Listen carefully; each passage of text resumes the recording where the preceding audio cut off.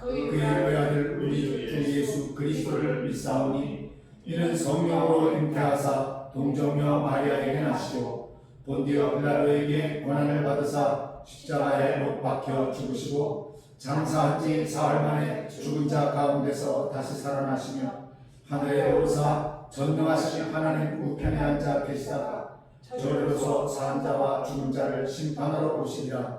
성령을 믿사오며 거룩한 공회와 성도가 서로 교통하는 것과 죄를 사하여 주시는 것과 몸이 다시 사는 것과 영원히 사는 것을 믿사옵나이다. 아멘.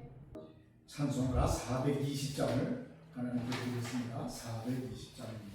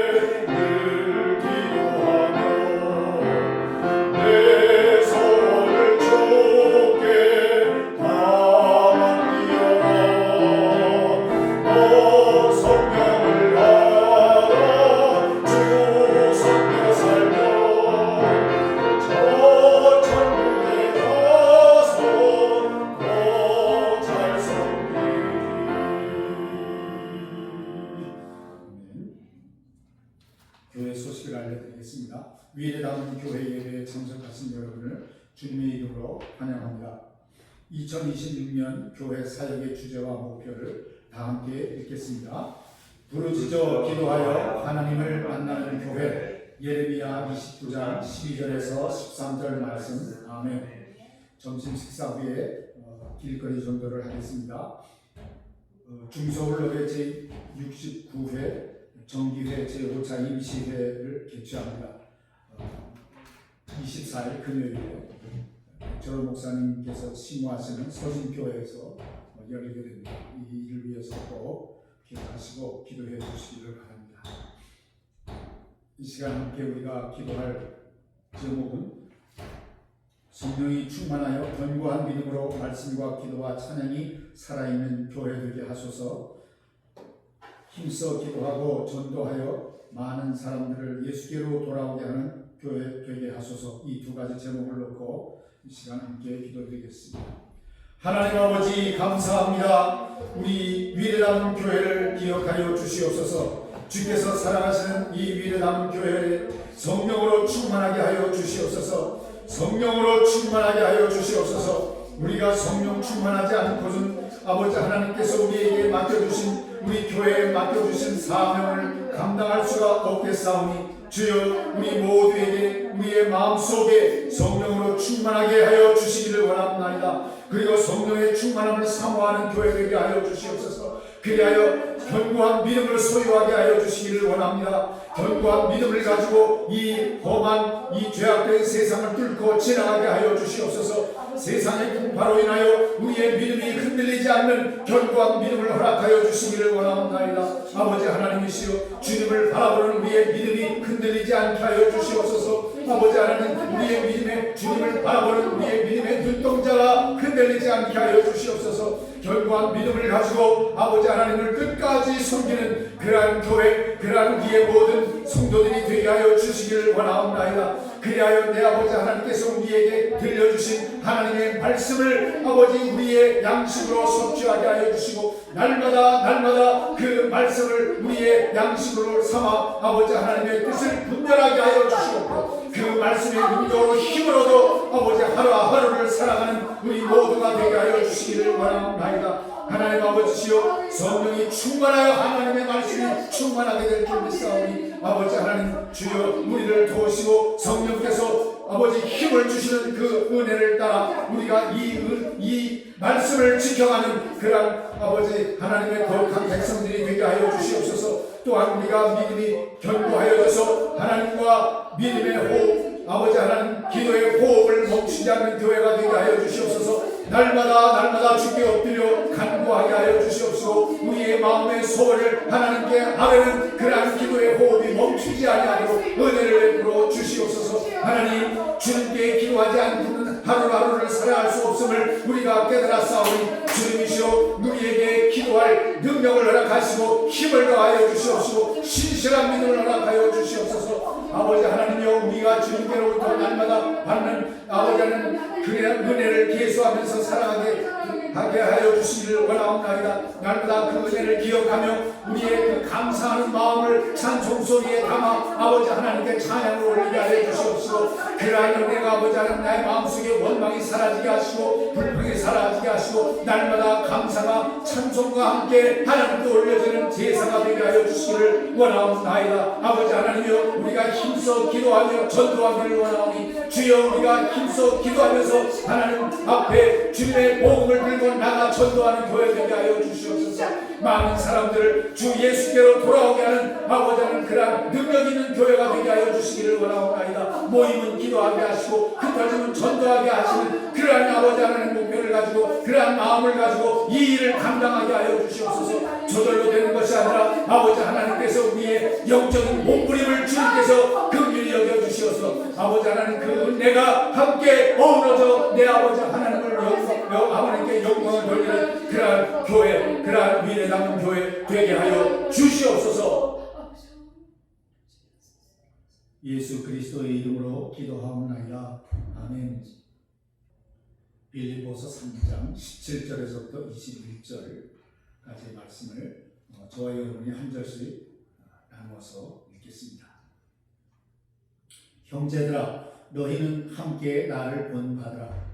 그리고 너희가 우리를 본받은 것처럼 그와 같이 행하는 자들을 눈여겨보라. 내가 여러 번 너희에게 말하였거니와 이제로 눈물을 흘리며 말하노니 여러 사람들이 그리스도의 십자가의 원수로 행하느니라. 그들의 마침은 멸망이요 그들의 신은 배요 그 영광은 그들의 부끄러움에 있고 땅의 일을 생각하는 자라. 그러나 우리의 시민권은 하늘에 있는지라. 거기로부터 구원하는 자 곧 주 예수 그리스도를 기다리는 함께 그는 만물을 자기에게 복종하게 하실 수 있는 자의 역사로 우리의 낮은 몸을 자기 영광의 몸의 형체와 같이 변하게 하시리라. 아멘. 살아계신 하나님의 말씀입니다.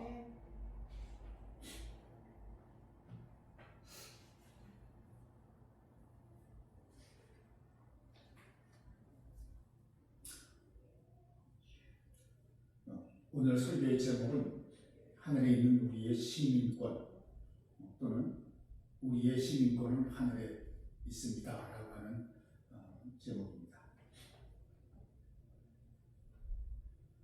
우리가 살아가면서 가장 중요하게 작용하는 것 중 하나가 무엇일까 생각을 해보면 그것은 내가 어디에 속한 사람인가 하는 것입니다. 사람은 자기가 속한 곳의 방식대로 또는 원리대로 그렇게 살아가지요. 어느 나라 시민이냐에 따라 생각하는 기준이 달라지고 또 가치를 판단하는 기준이 달라지고 삶의 방향이 달라지게 됩니다. 그런데 오늘 말씀에서 사도 바울이 아주 중요한 선언을 합니다. 같이 한번 마음에 담아보겠습니다. 우리의 시민권은 하늘에 있는지라. 함께 읽을까요? 시작. 우리의 시민권은 하늘에 있는지라. 아멘. 여러분, 이 말은 그저 나중에 천국 간다 하는 그런 말이 아닙니다. 지금 이 땅에서 어떻게 살아야 하는지를 결정하는, 또 결정해야 되는 그런 말씀입니다. 그럼 어떻게 살아야 할 것인가? 제일 먼저 본받을 사람이 있는 신앙이어야 한다는 것입니다. 바울은 먼저 이렇게 말을 하죠. 형제들아, 너희는 함께 나를 본받으라. 여러분, 우리식으로 생각을 하면 좀 놀랍지 않습니까? 사도 바울이 나를 따라와라 이렇게 이야기하는 거예요. 마치 예수 그리스도께서 제자들을 향하여 말씀하는 것처럼 그렇게 생각이 들기도 할 것입니다. 그런데 이 말은 사도 바울이 교만해서 하는 말이 아닙니다. 말하자면 복음이 실제 삶에서 어떻게 나타나는지를 보여주는 말입니다. 그러니까 신앙은요, 머리로만 배우는 것이 아닙니다. 제가 요즘 석 달 동안 굉장히 여러 가지 생각이 많고 고민도 많고 또 여러 가지 현상들을 보고 실망하는 일이 많지만 머리로만 배우는 것이 아닙니다. 반드시 보면서 배우는 것입니다.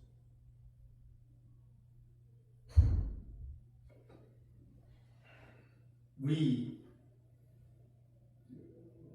교단에 훌륭한 목회자와 학자의 사표가 되는 분이 계시는데 그분이 박윤성 목사님이십니다. 또는 박윤성 박사님 이렇게 또 호칭합니다. 그분은 한마디로 어떤 분이시냐 이야기할 때 단 한 문장으로 간결하게 끝납니다. 기도의 사람이십니다. 최고의 학자이면서 기도의 사람이셨습니다. 그런데 그를 따르는 제자라고 하는 사람들이 박윤서를 강조하지만 그분의 학적인 개혁주의에 관한 것은 굉장히 거기에 천착하면서 그분이 보여주신 그 경건한 기도의 생활은 미치지 못하고 하는 것을 제가 몇 달 동안 계속해서 확인을 하고 있습니다. 신앙은 머리로 배우는 것이 아니라 삶으로 살아가는 것입니다. 바울은 여기서 한 걸음 더 나갑니다. 또 우리를 본받는 자들을 주목하라. 여기서 주목하라는 말은 그냥 그저 바라보라는 것이 아닙니다.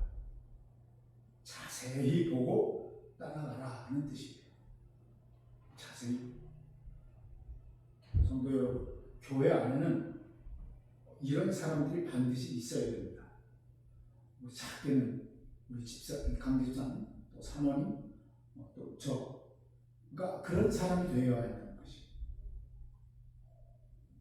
말로만 신앙을 설명하는 사람이 아니라 삶으로 보여주는 사람, 그리고 우리는 그런 사람을 또 가까이 해야 하는 것입니다.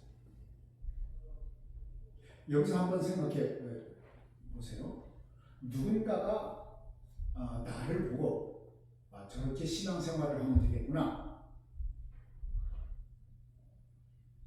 말할 수 있을까요? 자신이 없죠. 그런 사람이 되고 싶지만 저부터 자신이 없습니다. 그런데 이것은 단순히 부담을 주려고 하는 질문이 아니라 방향을 점검하는 질문입니다. 그래서 두 번째는 땅의 것을 따라가는 사람이 되지 않아야 한다 하는 것이죠. 땅의 것을 따라가는 삶의 위험은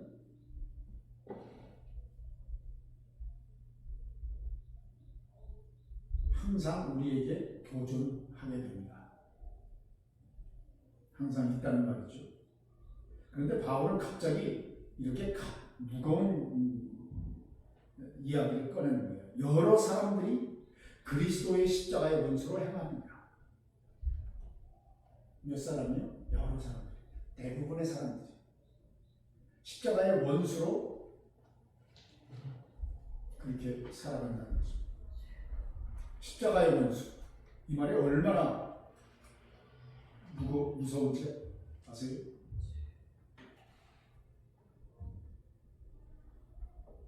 그런데 이 사람들이 완전히 밖에 있는 사람들이 아니라는 거예요. 안에 있는 사람일 수도 있다는 말입니다.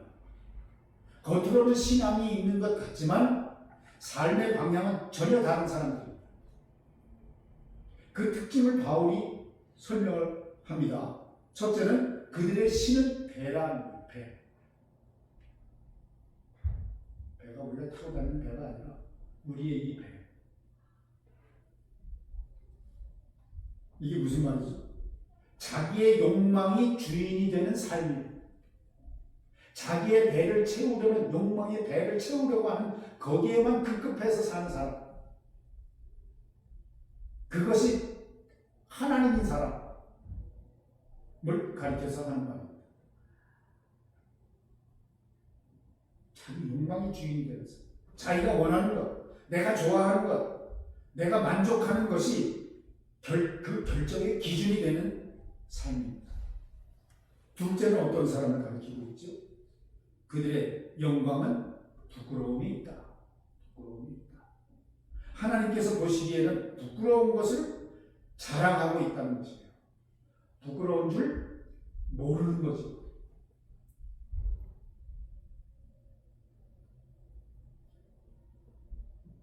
그 다음에 셋째, 땅의 일을 생각하는 자다. 이게 핵심입니다. 삶의 기준이 전부 이 땅에 묶여있는 그런 상태를 가리켜서 하는 말입니다. 여러분, 이 말은 세상을 살지 말라는 이야기가 아닙니다. 여러분, 그런 뜻을 잘 아시죠? 세상을 살지 말고 포기하고 아주 돌아서서 산속에 들어가서 이 말이 아닙니다.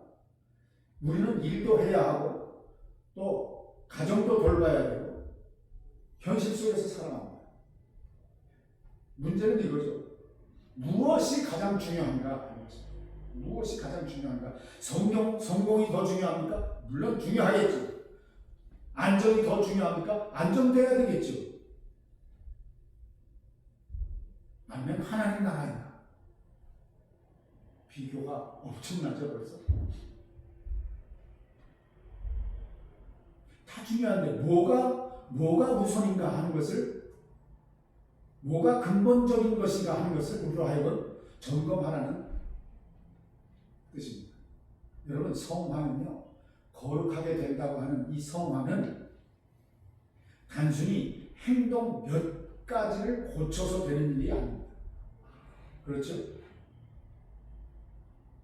무엇을 중심으로 사느냐의 문제가 성화입니다.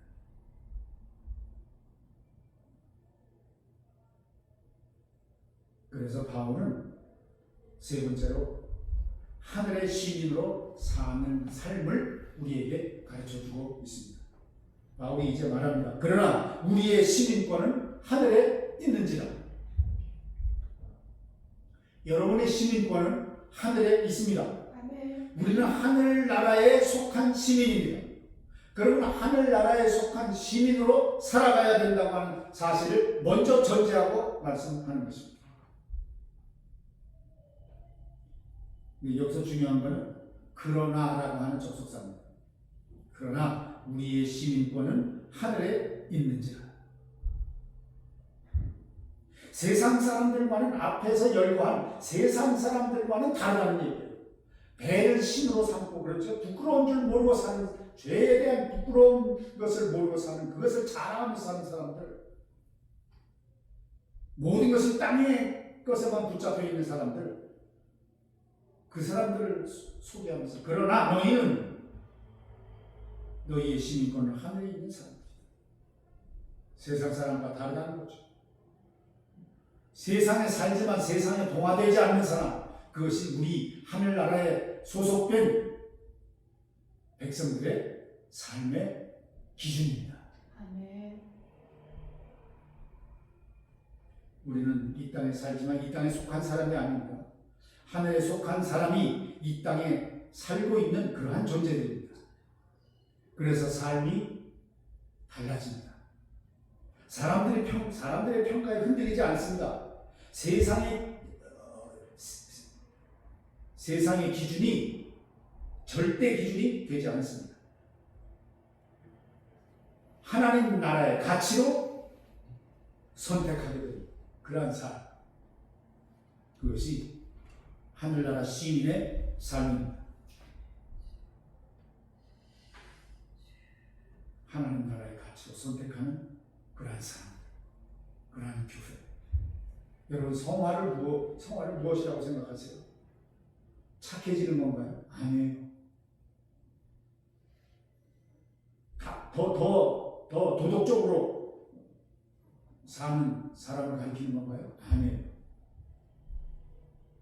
하늘에 속한 사람이 하늘에 속한 사람답게 사는 것을 성화, 거룩하게 되는 것을 이야기하는 것입니다.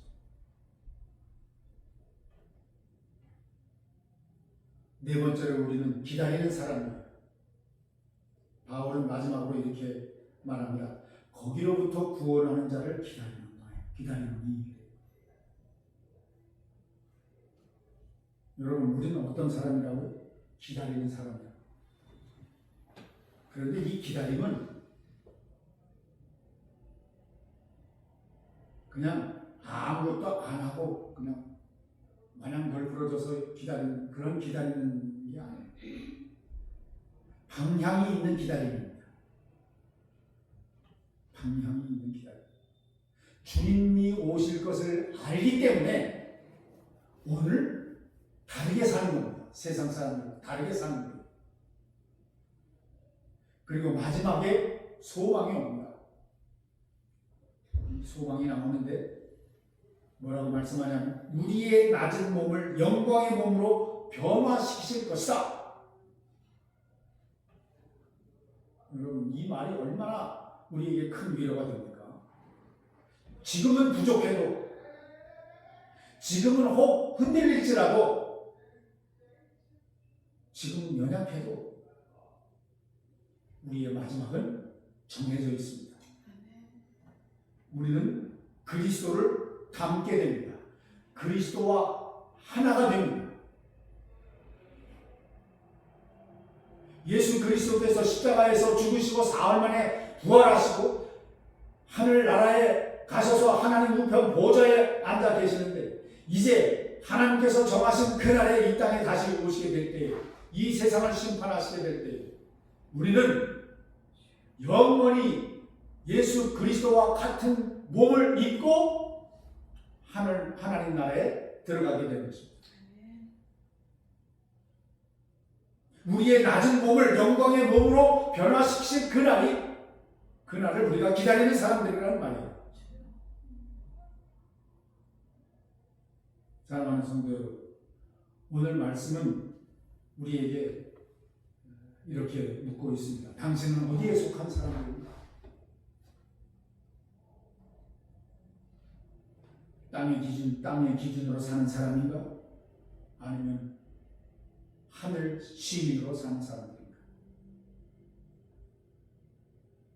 하늘 시민은요, 완벽한 삶을 가리키는 말이 아닙니다. 지금은 부족하지만 방향이 분명한 사람, 방향이 분명한 사람, 도덕이 아니라 정체성을 가리키는 말입니다. 어느 목사님의 굉장히 오래된, 제가 20대 때 들은 설교가 기억나요? 제가 적어놓지는 않았는데 그게 기억이 나요. 이 박윤선 목사님의 말씀을 내가 듣다가 제가 기억이 나는가 봅니다. 목사가 됐든 어느 일반 신자가 됐든 그가 주님께서 부르시는 그 목표를 향해서 가다가 죽더라도 그 방향으로 쓰러져 죽어라. 그 말씀을 하셨어요. 그게 저에게는 굉장히 큰 어떤 충격으로, 그때는 믿음이 별로 없었으면서도 그게 충격적으로 다가왔어요. 저 노인이 어떻게 저런 말을 할 수 있을까 하면서 감동을 줬어요.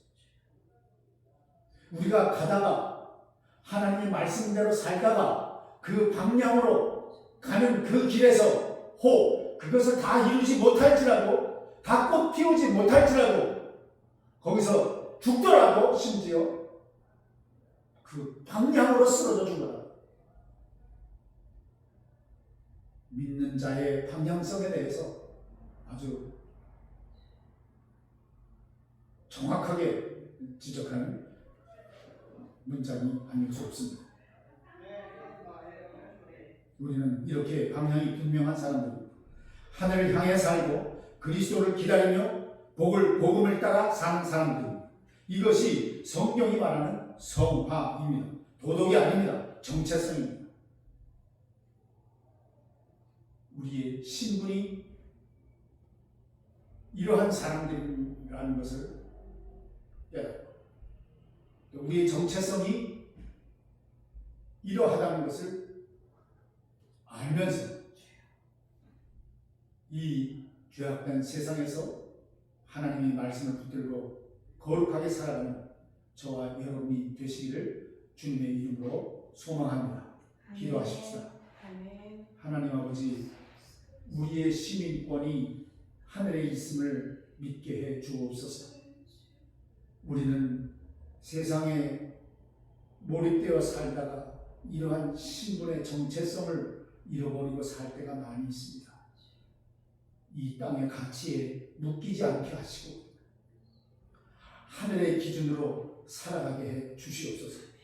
주님께서 다시 오실 날을 바라보면서 오늘을 신실하게 살아가게 해 주시옵소서. 아멘. 예수 그리스도의 이름으로 기도하옵나이다.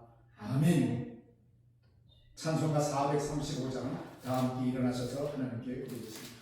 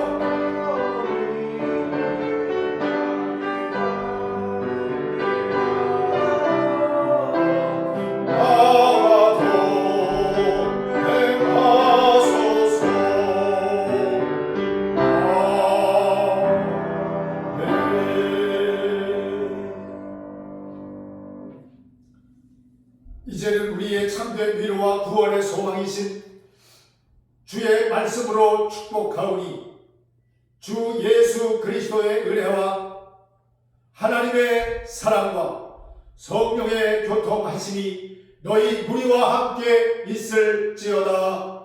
아멘.